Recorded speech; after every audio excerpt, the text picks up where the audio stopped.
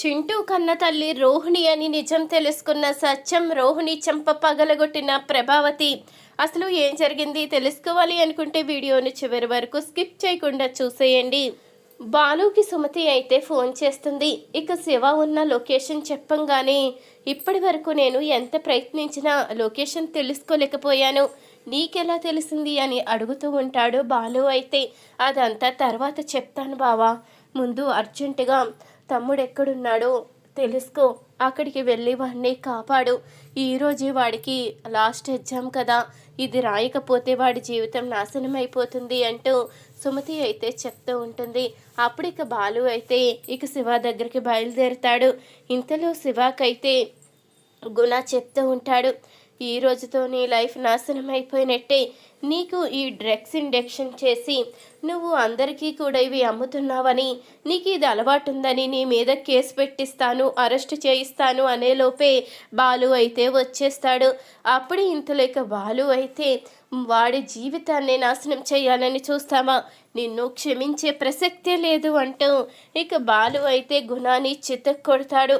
వాడు జైల్లో కూర్చోవడం కాదు, నువ్వు జైల్లో కూర్చుంటావు, నిన్ను జీవితాంతం బయటికి రాకుండా చేస్తాను, వాడి జీవితాన్ని నాశనం చేయాలని చూసిన నిన్ను వదిలిపెట్టే ప్రసక్తే లేదు అంటూ ఇక బాలు అంటూ ఉండగా, అది కాదు నన్ను వదిలిపెట్టే అంటూ గుణ అయితే అంటూ ఉంటాడు, నిన్ను వదిలే ప్రసక్తే లేదు, వాడి జోలికి రానంతసేపే ఇప్పుడు వాడి జోలికి వచ్చి వాడి జీవితాన్ని నాశనం చేయాలని చూసావు.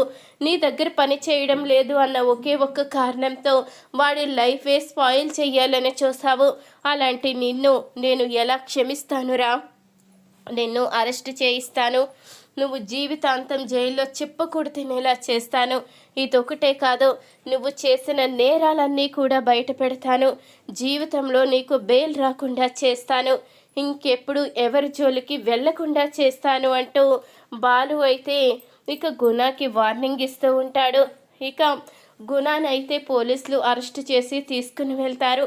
అప్పుడు ఇంతలో శివ అయితే, బావా నువ్వు గనుక ఇప్పుడు వచ్చుండకపోతే నా జీవితమే సర్వనాశనం అయిపోయి ఉండేది, నిజంగానే ఆ మొత్తం ఇంజెక్షన్ నాకు చేసి నేను అది అమ్ముతున్నాను అంటే ఖచ్చితంగా నమ్మేసి ఉండేవారు. ఈరోజు నా జీవితం స్పాయిల్ అవ్వకుండా కాపాడావు, నీ రుణం ఎప్పటికీ తీర్చుకోలేను బావా అంటూ శివ అయితే కన్నీళ్లు పెట్టుకుంటూ చెప్తూ ఉంటాడు. నువ్వు ఏమీ బాధపడవలసిన అవసరం లేదు, అయినా ఈరోజు నిన్ను కాపాడాను అంటే నేను గొప్పతనం కాదు, సుమతి నువ్వెక్కడున్నావో తెలుసుకుని నాకు చెప్పింది, అందుకని నిన్ను కాపాడగలిగాను. ఇక నువ్వు ఇదేది మనసులో పెట్టుకోకు, నువ్వు నీ చదివిందంతా చదువు వృధా కాకుండా ఈరోజు ఎగ్జామ్ రాయాలి, నీ లైఫ్ బాగుండాలి అంటూ ఇక చెప్తూ ఉండంగానే, ఖచ్చితంగా బావా నేను అనుకున్నది సాధిస్తాను, అనుకున్నట్టే ఎగ్జామ్ రాస్తాను, ఈ ఎగ్జామ్లో ఫస్ట్ ర్యాంక్ వచ్చేలా చూసుకుంటాను, నా జీవితం ఒక దారిని పడేలా చూసుకుంటాను, సుమతిని అమ్మని బాగా చూసుకునే బాధ్యత నాది అంటూ ఇక శివ అయితే అంటూ ఉంటాడు. నువ్వు అలా పట్టుదలతో ముందుకు రావాలి, నీ జీవితం బాగుండాలనే కోరుకుంటున్నాను అంటూ బాలు అయితే శివాని ఎగ్జామ్కి అయితే పంపిస్తాడు. ఇంతలో అప్పుడే మీనా అయితే బాలుకి ఫోన్ చేస్తుంది. ఇంతలో ఇక బాలు అయితే చెప్తాడు, శివాని సేఫ్గా కాపాడగలిగాను, ఆ గుణాన్ని అరెస్ట్ చేయించాను, ఇక నువ్వు కంగారు పడవలసిన అవసరం లేదు అంటూ అనంగానే అప్పుడే ఇక మీనా అయితే చెప్తూ ఉంటుంది, ఈరోజు మీ కారణంగా వాడి జీవితం నాశనం అవ్వకుండా ఉంది, ఇప్పుడు వాడు ఎగ్జామ్ రాయడానికి వెళ్ళాడు, చాలా సంతోషంగా ఉంది, మీ కారణంగానే ఈరోజు వాడు ఇలా ముందుకు వెళ్ళగలుగుతున్నాడు అంటూ మీనా అంటూ ఉండగా, లేదు పూలగంప, ఇదంతా సుమతి కారణంగానే, సుమతి ఎలా తెలుసుకుందో తెలియదు కానీ వాడున్న లొకేషన్ నాకు షేర్ చేసింది, శివ ఉన్న లొకేషన్ తెలుసుకోగలిగాను కాబట్టి నేను శివాని కాపాడగలిగాను, ఇంకొక 10 నిమిషాలు లేటుగా వెళ్ళుంటే శివ జీవితం నాశనం అయిపోయి ఉండేది, ఆ దుర్మార్గుడు శివాకి మత్తు ఇంజెక్షన్ ఇచ్చి పోలీసులకు కంప్లైంట్ ఇచ్చి శివాని అరెస్ట్ చేయించాలని ప్లాన్ చేశాడు, నేను గనక సమయానికి వెళ్ళుండకపోతే ఈరోజు మన శివ జీవితం మన చేతిలో దాటిపోయిండేది అంటూ బాలు అంటూ ఉండగా, సుమతి చెప్పిందా, సుమతి ఎలా తెలుసుకోగలిగింది, అయినా ఎలా తెలుసుకున్నా చాలా మంచి పని చేసింది. అది కనుక ఈరోజు అడ్రస్ తెలుసుకుని ఉండకపోతే నిజంగానే మీరు అన్నట్టు వాడి జీవితం నాశనం అయిపోయిండేది. ఇప్పుడు వాడు క్షేమంగా ఎగ్జామ్కి వెళ్ళాడు కాబట్టి సంతోషంగా ఉంది అంటూ మాట్లాడుతూ ఇక ఫోన్ అయితే పెట్టేస్తుంది. అప్పుడు ఇక శివ దొరికాడంట, ఎగ్జామ్ రాయడానికి వెళ్ళాడు అంటూ ఇక మీనా అయితే పార్వతమ్మతో చెప్పంగానే ఇక పార్వతమ్మ అయితే అమ్మయ్య, నా కొడుకు జీవితం నాశనం అయిపోతుందేమని చాలా బాధపడ్డాను, ఇప్పుడు చాలా సంతోషంగా ఉంది అంటూ పార్వతమ్మ అయితే అంటూ ఉంటుంది. ఇంతలో అప్పుడే ఇక సుమతిని మీనా అయితే అడుగుతూ ఉంటుంది, నువ్వు శివ ఉన్న లొకేషన్ ఎలా తెలుసుకోగలిగావు?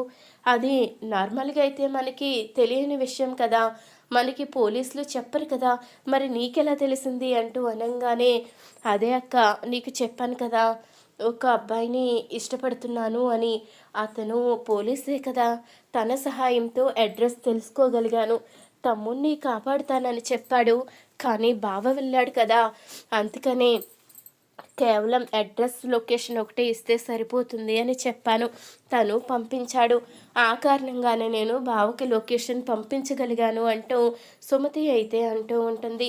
చాలా మంచి పని చేసావు సుమతి, అబ్బాయిని చూస్తూ ఉంటే చాలా మంచి వాళ్ళ అనిపిస్తున్నాడు, నేను అమ్మతో మాట్లాడి ఏ విషయం అన్నది చెప్తాను అంటూ మీనా అయితే చెప్తుంది. ఇంతలో ఇక రోహిణి అయితే డబ్బులు తీసుకువచ్చి ప్రభావతికి అయితే ఇస్తుంది. అత్తయ్య, ఏటీఎంలో డ్రా చేసుకుని వచ్చాను, నేను ఈ నెల బ్యూటీ పార్లర్కి వెళ్ళి తీసుకువచ్చిన జీతం మొత్తం మీ చేతుల్లోనే పెడుతున్నాను అంటూ రోహిణి అంటూ ఉంటుంది.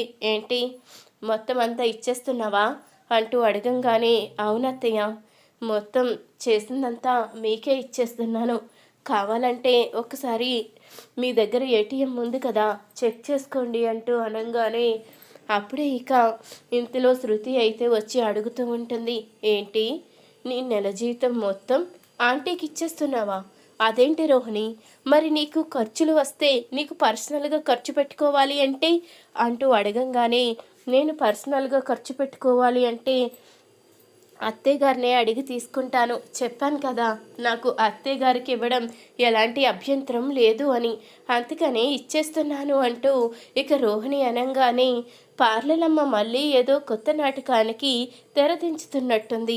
పాపం ఈ పిచ్చి డబ్బావతి ఇలాంటివేవి తెలుసుకోకుండా పాపం ఈ పార్లలమ్మ మాటలకి గుడ్డిగా నమ్మి ఆఖరికి నిలువున మునిగిపోతుంది.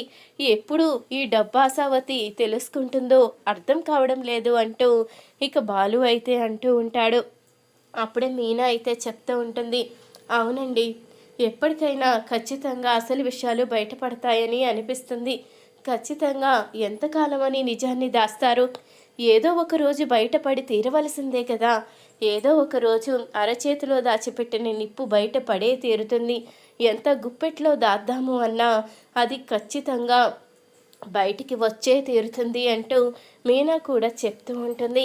మీరేమీ అంత కంగారు పడిపోవలసిన అవసరం లేదు, ఇప్పుడు ఇన్నాళ్ళ ప్రభావతి కాదు, ఇప్పుడు అన్ని నిజాలు తెలుసుకున్న ప్రభావతి, ఎవరి దగ్గర ఎలా ఉండాలో అన్నీ కూడా నాకు తెలుసు, ఎవరిని ఎలా చూడాలో ఎవరిని ఎంతలో పెట్టాలో అన్నీ కూడా తెలుసుకున్నాను, మీరు నా కోసమేమీ కంగారు పడిపోయి నేను ఏదో అయిపోతానని మీరు దిగులు పెట్టుకోవాల్సిన అవసరం కూడా లేదు అంటూ ప్రభావతి అయితే చెప్తూ ఉంటుంది.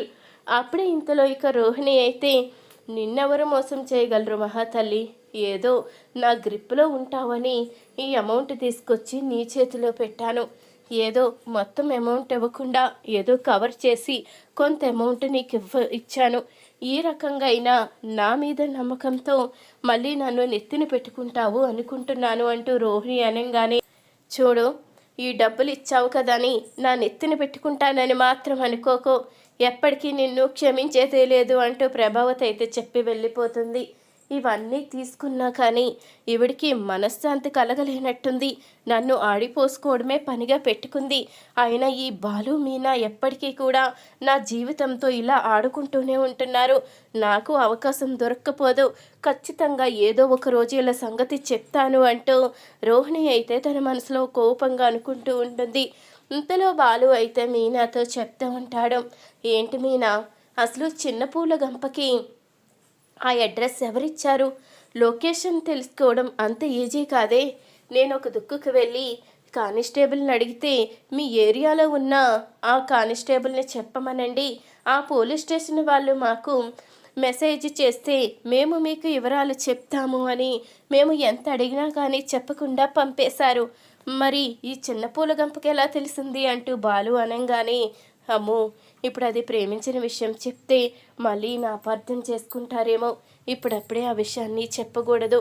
తర్వాత అమ్మ సుమతి వెళ్ళి అన్నీ మాట్లాడిన తర్వాత ఓకే అవుతుంది అనుకుంటే అప్పుడు ఈయనతో చెప్పాలి అంటూ మీనా అయితే ఆలోచిస్తూ ఉంటుంది. ఏంటి మీనా, అడుగుతూ ఉంటే ఆలోచిస్తున్నావు, ఏమైంది అంటూ అనంగానే, అబ్బే ఏమీ లేదండి, తను క్లాస్మేట్, తెలిసిన వాళ్ళెవరో పోలీసులు ఉన్నారంట, వాళ్ళ ద్వారా సుమతి తెలుసుకుంది అంటూ అనంగానే, అవునా, అలాంటి ఫ్రెండ్స్ ఉండడం మంచిదే, ఇలాంటి అవసరమైనప్పుడు ఖచ్చితంగా ఉపయోగపడతారు. సుమతి ఇలా చేయబట్టే ఈరోజు శివాని కాపాడగలిగాము, చాలా మంచి పని చేసింది అంటూ ఇక బాలు అయితే చెప్తూ ఉంటాడు. త్వరలోనే మీ దగ్గర అన్ని విషయాలు చెప్తానండి. ఈరోజు మీ దగ్గర నిజాన్ని చెప్పలేకపోయాను. మీ దగ్గర నిజాన్ని దాచిపెట్టినందుకు నా మనసులో బాధ కలుగుతుంది. కానీ ఏదన్నది తెలుసుకోకుండా మీ దగ్గర చెప్పలేకే ఈ నిజాన్ని దాచిపెడుతున్నాను. దయచేసి నన్ను క్షమించండి అంటూ మీనా అయితే తన మనసులో అనుకుంటూ ఉంటుంది. ఇంతలో మరొక వైపు సుమతి అయితే అరుణ్కి ఫోన్ చేస్తుంది. ఇక ఫోన్ చేసి జరిగింది మొత్తం చెప్తుంది. ఈరోజు మీ కారణంగానే మా శివ ఎక్కడున్నాడో తెలుసుకోగలిగాము. మీరు చేసిన సహాయం ఎప్పటికీ మర్చిపోలేను అంటూ సుమతి అనంగానే, మీరు మర్చిపోకుండా ఉండాలనే కదా నేను కూడా అనుకునేది. మనిద్దరికీ పెళ్లి జరిగితే మీరు రుణాలు, అనుబంధాలు ఇలాంటి మాటలు మాట్లాడవలసిన అవసరం లేదు.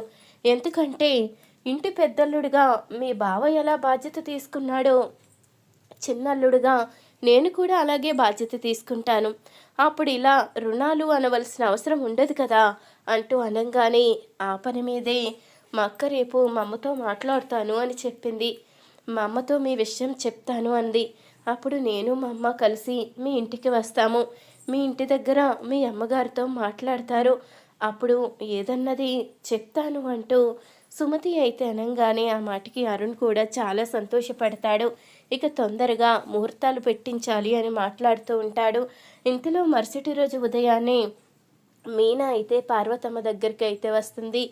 అప్పుడు ఇక పార్వతమ్మ అయితే సంతోషపడుతూ, ఏంటి మీనా, పొద్దున్నే వచ్చావు అంటూ అడుగుతూ ఉండగా, ఏమీ లేదమ్మా, నేను నీకు ఒక విషయాన్ని చెప్పాలి, అది మన సుమతి గురించి. సుమతి ఒక అబ్బాయిని ప్రేమించింది అంటూ అనంగానే, ఏంటమ్మా నువ్వు చెప్పేది, అది ప్రేమించడం ఏంటి అని అడుగుతూ ఉంటుంది పార్వతమ్మ. నువ్వు కంగారు పడకమ్మా, అబ్బాయి చాలా మంచివాడే, మనకి తెలిసిన వాడే, అదే సుమతి హాస్పిటల్లో సహాయం చేసింది కదా ఆ అబ్బాయి అంటూ అనంగానే, వాళ్ళు మంచి వాళ్ళేనమ్మా, నాకు తెలుసు అంటూ పార్వతమ్మ అయితే చెప్తూ ఉంటుంది. నువ్వు సుమతి ఇద్దరూ కలిసి ఆ ఇంటికి వెళ్ళండి, వాళ్ళ అమ్మగారితో మాట్లాడండి, దాన్ని బట్టి ఏదన్నది నిర్ణయం తీసుకోండి అంటూ మీనా అయితే అనంగానే, ఇంతలో సుమతి అయితే, అవునక్క, అమ్మ మాట్లాడుతుంది, దాన్ని బట్టి తర్వాత బావకి కూడా చెప్పి బావకి కూడా ఇష్టమైతేనే ఈ సంబంధం కుదుర్చుకోవాలి అంటూ సుమతి అయితే అంటూ ఉంటుంది. నీ లైఫ్ ఆనందంగా ఉంటుంది అంటే మీ బావ ఎందుకు అడ్డు చెప్తారు, మీ బావ ఖచ్చితంగా వద్దు అని చెప్పరు, నువ్వు ప్రేమించిన వ్యక్తితోనే నీ పెళ్లి చేస్తారు అంటూ అనంగానే అప్పుడే సుమతి అయితే సంతోషపడుతూ ఉంటుంది. నేను కూడా కోరుకునేది అదే అక్క, మీ అందరి ఆశీర్వాదంతోనే నా పెళ్లి జరగాలి, మీ అందరి సమక్షంలోనే నేను సంతోషంగా ఈ పెళ్లి చేసుకోవాలి అనుకుంటున్నాను, అందుకని ఇంతకాలం ఎదురు చూశాను, అందుకని ఇంట్లో కూడా ఈ విషయాన్ని ఇంకా చెప్పలేకపోయాను, ఖచ్చితంగా వాళ్ళ ఇంట్లో కూడా ఆయన చెప్పే ఉంటారు, రెండు కుటుంబాల మధ్య ఆనందంగానే నా పెళ్లి జరగాలని అనుకుంటున్నాను అంటూ ఇక సుమతి అయితే మీనాతో చెప్తూ ఉంటుంది. ఇంతలో ఇక సత్యమైతే అకౌంట్ పని మీద స్కూల్కి అయితే వస్తాడు. అప్పుడే బాలు అయితే, ఏంటి నాన్న, ఇప్పుడు దాకా రాను రాను అని చెప్పావు కదా, మళ్ళీ ఉన్నట్టుండి స్కూల్కి వచ్చావెందుకొని అడుగుతూ ఉండగా, అకౌంట్ కాస్త పనుందిరా, అకౌంటెంట్గా ఆ బాధ్యత నా మీద ఉంది కదా, ఫీజు అన్నీ కూడా నేను చెక్ చేసుకోవాలి కదా, ఆ పని మీదే వచ్చాను అంటూ ఇక సత్యం అయితే చెప్తాడు. నేను తొందరగా వచ్చేస్తాలే, నువ్వు ట్రిప్కి వెళ్ళిపో అంటూ బాలునైతే పంపిస్తాడు సత్యం అయితే. ఇంతలో ఇక ఆఫీస్ రూమ్లో కూర్చొని అకౌంట్స్ అన్నీ కూడా చెక్ చేస్తూ ఉంటాడు సత్యం అయితే. అప్పుడే ఇంతలో ఇక చింటూ అయితే వస్తాడు. ఇక చింటూ దగ్గర కూడా ఉన్న బుక్కుని అయితే చూడంగానే అనుకోకుండా చింటూ బుక్లో రోహిణి ఫోటో అయితే ఉంటుంది. ఇక రోహిణి ఫోటోని చూసిన సత్యం అయితే ఒక్కసారిగా షాక్ అవుతాడు.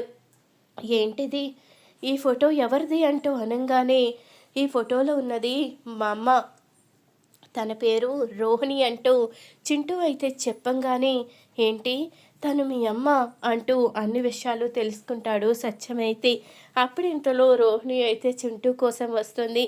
ఇక చింటూ అయితే రోహిణితో చెప్తూ ఉంటాడు, ఈరోజు అకౌంటెంట్ తాతయ్య నా బుక్లో నీ ఫోటో చూసి నీ గురించి వివరాలు అడిగితే అన్నీ నేను చెప్పానమ్మా అంటూ ఇక చింటూ అనగానే ఆ మాటకి రోహిణి అయితే ఒక్కసారిగా షాక్ అవుతుంది. అకౌంటెంటా, ఎవరు అంటూ అనగానే ఆ రోజు బాలు అంకుల్తో కలిసి చూసాం కదా, అతనే అంటూ చింటూ చెప్పంగానే అప్పుడిక రోహిణి అయితే ఏం చెయ్యాలో అర్థం కాదు.